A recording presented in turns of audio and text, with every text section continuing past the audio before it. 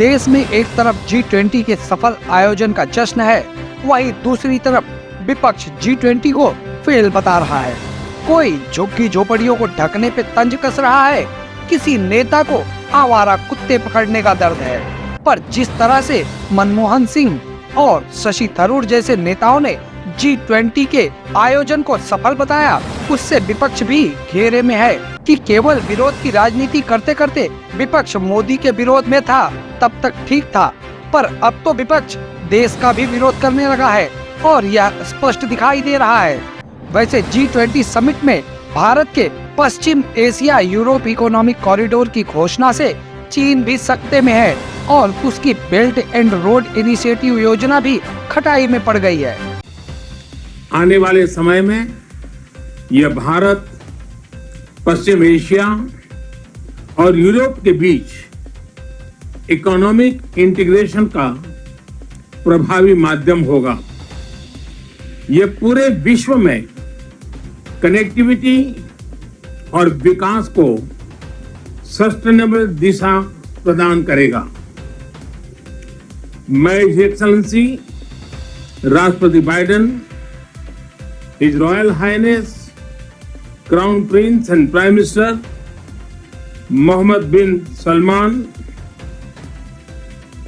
His royal highness राष्ट्रपति Sheikh Mohammed bin Zayed, his excellency राष्ट्रपति Macron, his excellency chancellor Scholz, her excellency प्रधानमंत्री Meloni और her excellency president von der Leyen, इन सबको इस initiative के लिए मैं बहुत बहुत बधाई देता हूं। इसी के साथ भारत की यूएनएससी काउंसिल में भी दावेदारी पक्की लग रही है। जो चीन अब तक भारत के स्थायी सदस्यता पर अड़ंगा लगा रहा था, उसे भी G20 में आईना दिखा दिया गया है। इस पर शिखर सम्मेलन के मौके पर एक प्रेस वार्ता के दौरान तुर्की के राष्ट्रपति रेसेप तैयब एर्दोगान ने संयुक्त राष्ट्र सुरक्षा परिषद में भारत को स्थायी सीट का समर्थन किया। उन्होंने कहा कि यदि भारत यूएनएससी का स्थायी सदस्य बनता है तो हमें गर्व होगा। G20 समिट में भारत की मेजबानी की पूरी दुनिया में चर्चा है।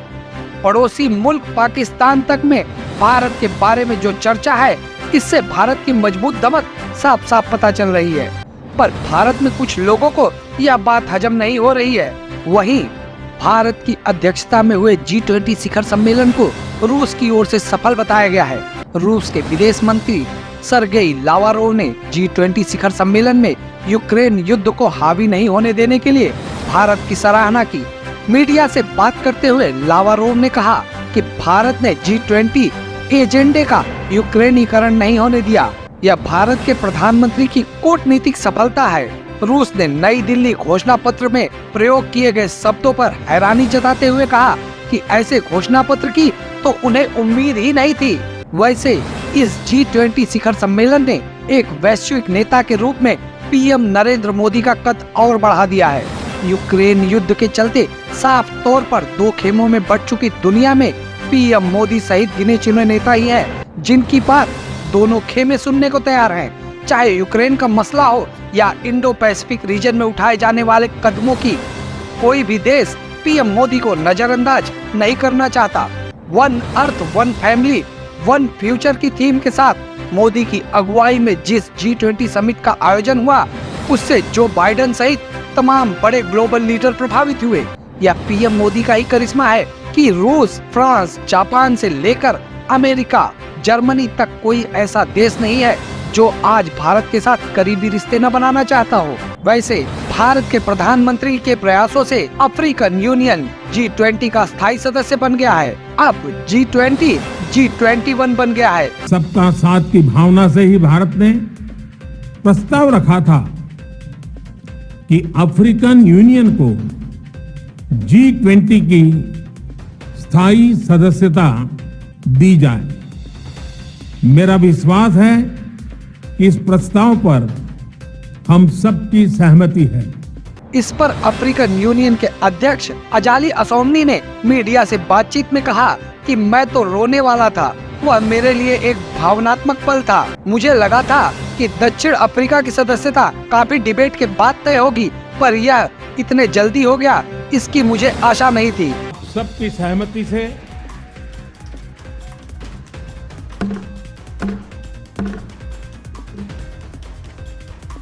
आगे की कार्रवाई शुरू करने से पहले मैं अफ्रीकन यूनियन के अध्यक्ष को G20 के स्थायी सदस्य के रूप में अपना स्थान ग्रहण करने के लिए आमंत्रित करता हूं। एक्सेलेंसी,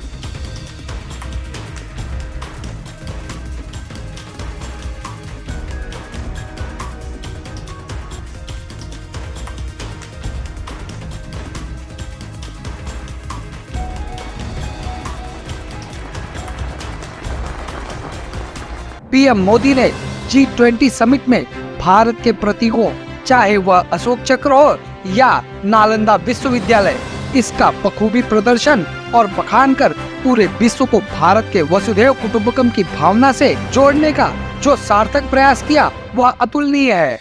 G20 समिट में भारत ने सऊदी अरब crown Prince Mohammad bin Salman और अमेरिकी राष्ट्रपति जो बाइडेन, जिनके बीच एक साल से खटास की खबरें आ रही थी, दोनों को एक मंच पर एक साथ लाया। यह मोदी की कूटनीतिक सफलता ही है। इसी के साथ प्रधानमंत्री मोदी ने राष्ट्रपिता महात्मा गांधी की समाधि पर सारे विश्व के नेताओं को सर झुकवाया और विश्व के नेताओं से बताया कि यह युग हिंसा का नहीं, अहिंसा का है।